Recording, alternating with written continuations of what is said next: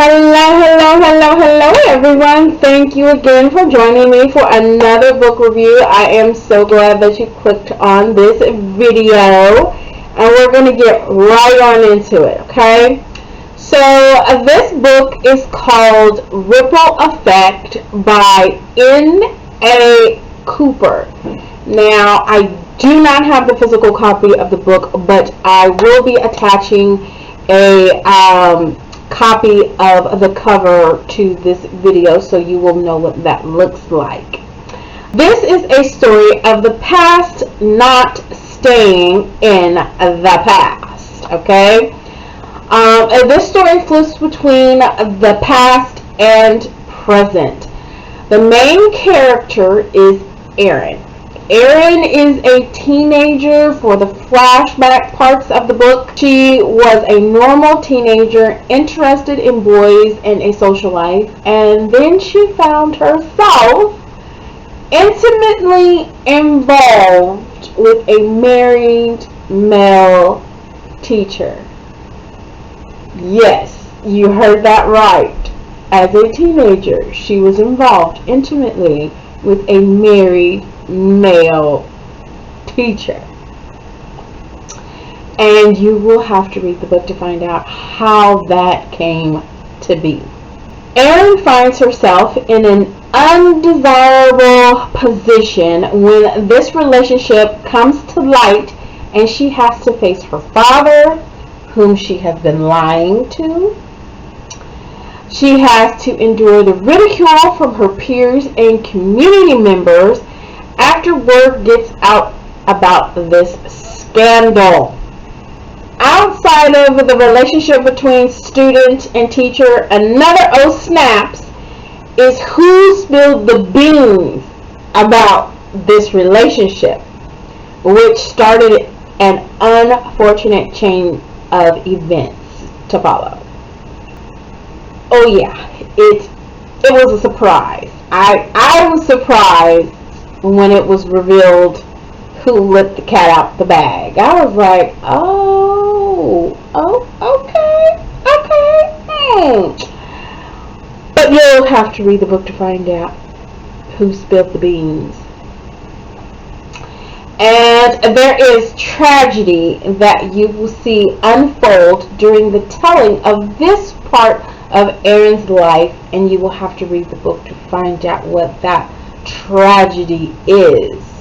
In the present parts of the story, Erin is an adult married to her husband John, whom is an older man, and she is also estranged from her father. The present starts off when Erin is attacked while on her daily run. She is saved from her assailant by Nick and his dog. Nick seems to be a nice guy that just happened to be in the right place at the right time. Erin begins to form a friendship with Nick over a short period of time. Nick is a widow and has an agenda. Which, yep, you guessed it, you'll have to read the book to find out what that is. Erin lied to John about how she got her injuries from the assault. She lied about her whereabouts as of late and has changed up her routine as well. This causes John to question what Erin is doing with her time. John is also changing up on Erin by staying out late, drinking more, and becoming physical with her. Erin wonders what's behind John's behavior.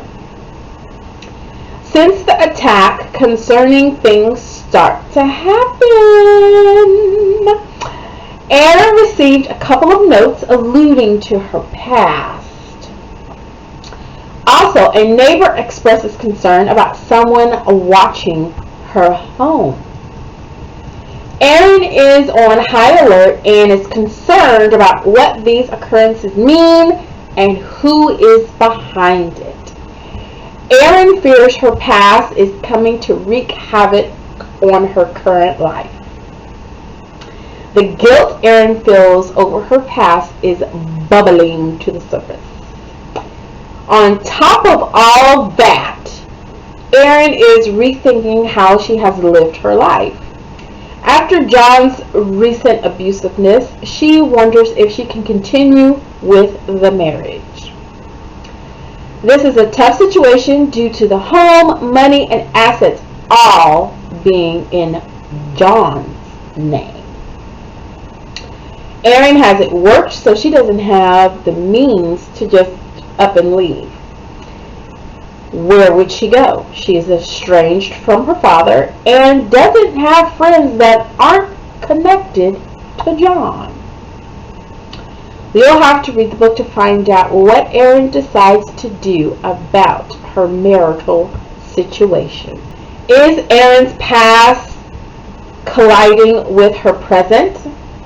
Is her husband John, Nick, or someone from her past connected to the strange things happening? Well, you'll have to read the book to find out how all of this unfolds. The book is under the category of thriller. Now, I would say this is more of a mystery than a thriller. The author could have built up the suspense more, added a bit more danger to amp it up to the level of thriller, but I don't think it's a thriller. I think it's more of a mystery. The action parts of the story could have either lasted a little bit longer and had more detail to give it more of a punch. The revealing of who is behind all of this could have had a bit more description. I think it would have made a bigger impact if it wasn't kind of rushed. I mean, it was just kind of like, boop, there you go. And I thought if it was a little bit more drawn out and a little bit more dramatic, it would have made a better impact on the story. I did listen to the audiobook version, thus the reason why I don't have a physical copy of the book. And the narrator did a good job of relaying the story. The voice inflections on the action and emotional parts could have been a little bit better. I think it might have added to the suspense feeling if the inflections of the voice were a little bit more intense. And the audiobook is about 8.5 hours long. So I would say a good weekend read, curl up, listen to it, or if you can get the physical copy of the book, read the physical copy. There are some triggers to mention. There is death described in moderate detail. I think if it maybe was a little bit more gory, it could have rose to the level of thriller. But it was moderate detail. There is sexual abuse / indecent liberties with a minor, which were described. There is a physical abuse and assault described. I was left with questions as to Erin's next steps, which would have rounded out the story. I kind of felt like I was left hanging a little bit, and I don't know if that was intentional to be a cliffhanger for another book, or if it just kind of fell flat at the end and didn't have a well-rounded ending. So if it was meant to be a cliffhanger, then it was a cliffhanger. But if it's not meant to be a cliffhanger, then it could have had a better job with the ending. I don't know if there are any discussion questions in the book since I listened to the audiobook version. Some topics to generate conversation can be the legal ramifications if a student and teacher became intimately involved, the topic of the psychological or emotional effects of a situation like this on a minor, the topic of being completely dependent on someone for your well-being and lifestyle like Erin was in this book. What are the pros and cons? The value of having your own finances, the topic of physical abuse, at what level is it considered abuse and what do you do about it?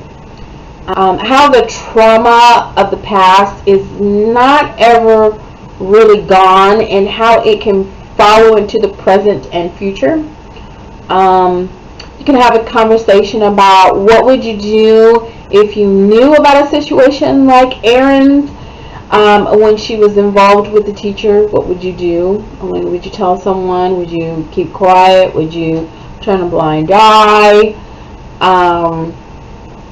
And then the topic of someone abusing the power or authority they have over another. And these are just a few to get the conversation going. I would venture to say when you read the book, you could come up with a deeper dive and have more conversation prompts after reading it. And so I gave this book an 8.5 out of 10.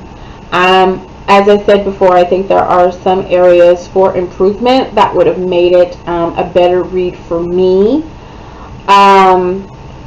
It was only 8.5 hours, so it's not a very long book. And I think that there could have been a little bit more depth to it.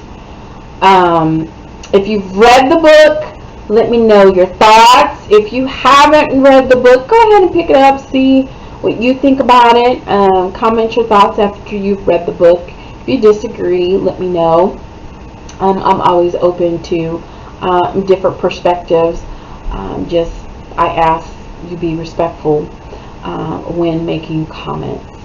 And don't give away spoilers. We don't want spoilers. We want people to be intrigued to go read it for themselves.